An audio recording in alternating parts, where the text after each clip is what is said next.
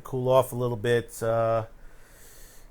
This one, this was a really sad one. It happened over the weekend, right at the beginning of Comic-Con.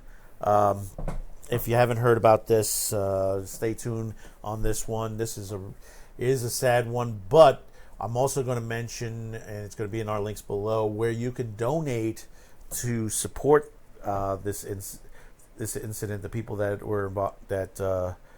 were hurt and killed in this incident that happened in Japan recently.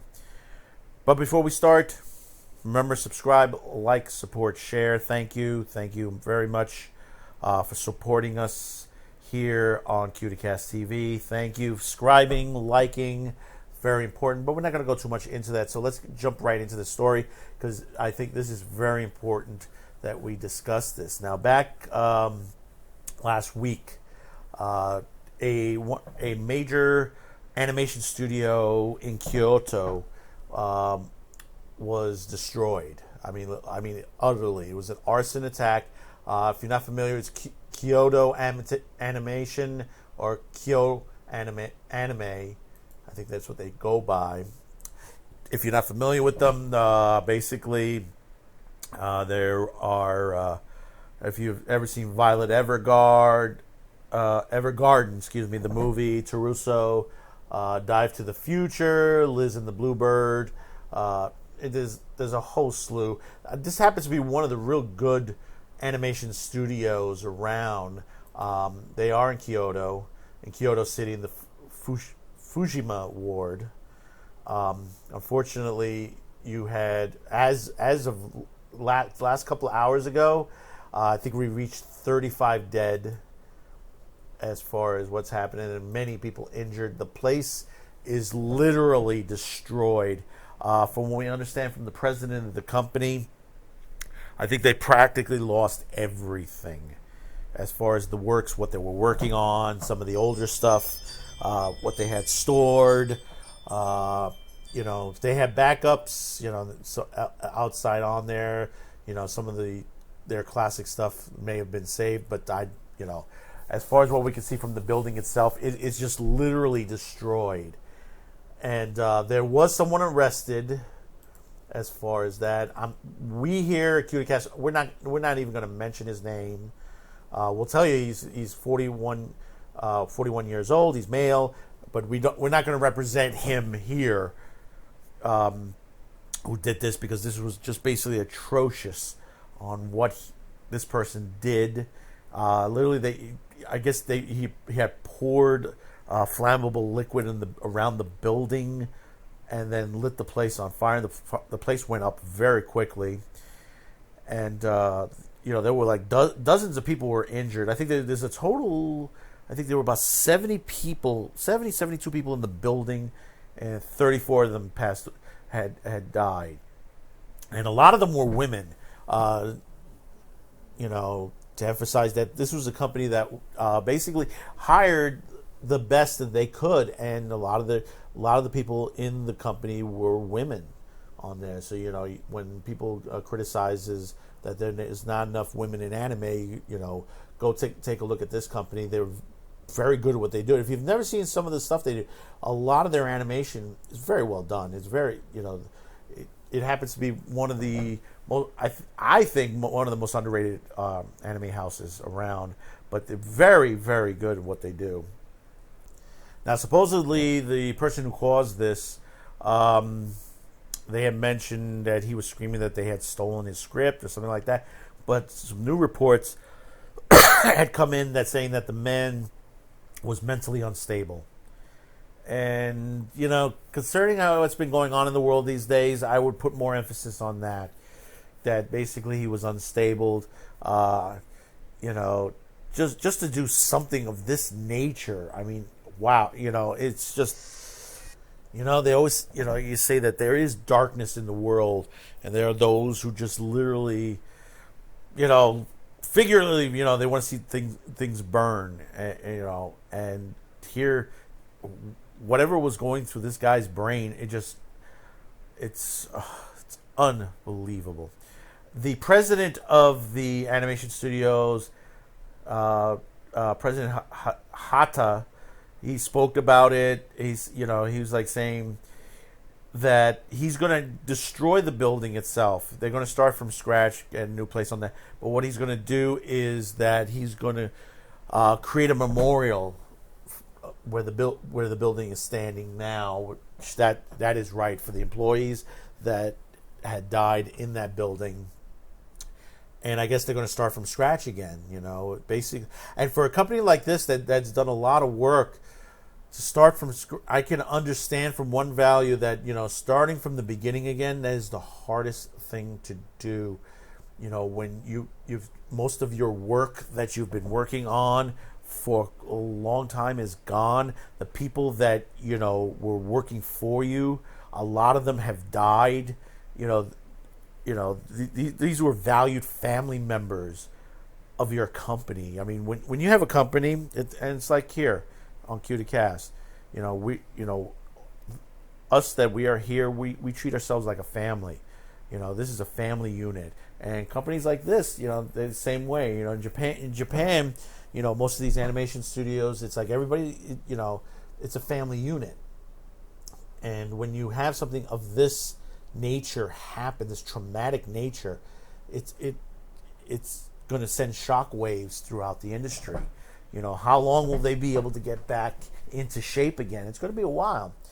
Now, note, there's been a lot of outpouring of support for them, and that's great. It's fantastic. One of the things the president of the company mentions is if you want to support it, buy their wares. Go to their site. Their site is still active. They're selling a lot of their product. You buy their product. That's going to go back to help, the company itself rebuild itself, to help the people that are there. But most of all, there is a GoFundMe going on right now.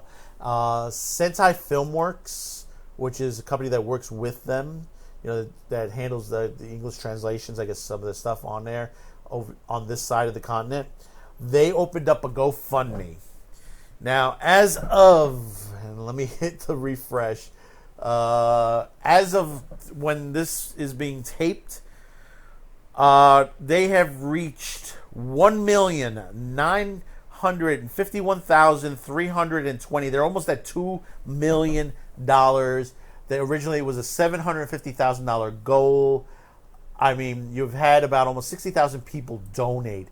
60,000 people donate almost $2 million. That is fantastic. That's going to go to help heal this company, heal the families of those workers that died in this fire. And, that is a great thing that, people can get together and pull resources to be able to help, others in need, even though they're not in this country, it's in another country, and, because Sentai is in Houston, and, like of other companies like Funimations and everybody else. And basically, right now, it is trending heavily, on GoFundMe, so you'll be able to find me. But I will link it below if you want. They're still taking donations. If you want to do it, just go down on there. I'll have it on the top section there, just so you'll be able to click over to it. Or pick up one of their products, from Kyoto itself. Of course, that will always help on there. But like I said, the links are below. You'll be able to go to the GoFundMe. Most of you here on, the United States, Canada, you'll always link to the GoFundMe. It will get there. So comment below. Tell me, how do you feel about the situation on here? A company that, a good company like this, losing most of their employees to some crazy madman overseas, and now they got to rebuild from the start. I mean, put it in your mind, think about it. How do you rebuild a company that basically has had a lot of projects that were already well started, or a lot of classic stuff that they could just might have been redoing, and now they're going to have to start from scratch. I mean, who knows how much of the materials left, and also about half their family is gone, and they have to deal with that as well. you know. So let me know in the comments below. We're on mindsgab.com. We're also on BitChute. You'll find us there. The links are below. Thank you for tuning in. Like I said in the earlier show, we will be doing some Comic-Con recaps next couple of shows. It won't be both shows, the 8 and 10 o'clock. It'll be one or the other. 8 or 10 will have the San Diego Comic-Con. The other will be our standard news. Like I said before, we are following the Vic Mignogna case, the Anas Bin lawsuit, the Richard C. Meyer versus Mark Wade lawsuit, also still in its process. And before I forget, the Pornhub Tumblr, because we've been getting some inquiries on that. We haven't heard too much about that.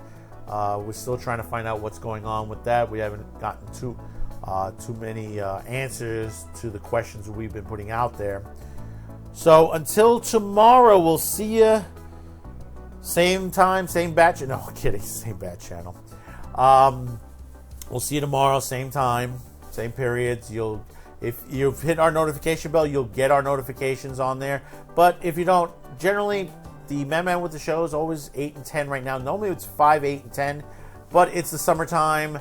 We're seeing more of an emphasis of our viewership at night. So we tend to see putting up shows at night more often.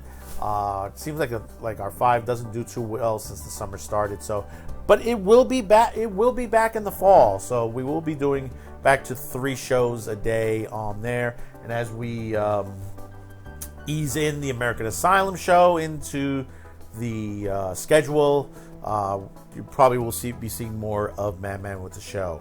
So until tomorrow, have a good evening. Stay cool, because I know it was a hard weekend. That 100-degree weather, I think it hurt a lot of us. So relax. Let the AC relax a little bit, I guess, because I know some people's, like our AC units and fan units, they were hitting it hard. They were really hitting it hard this weekend. So we'll see you tomorrow. Have a good one. Subscribe, like, support, and share.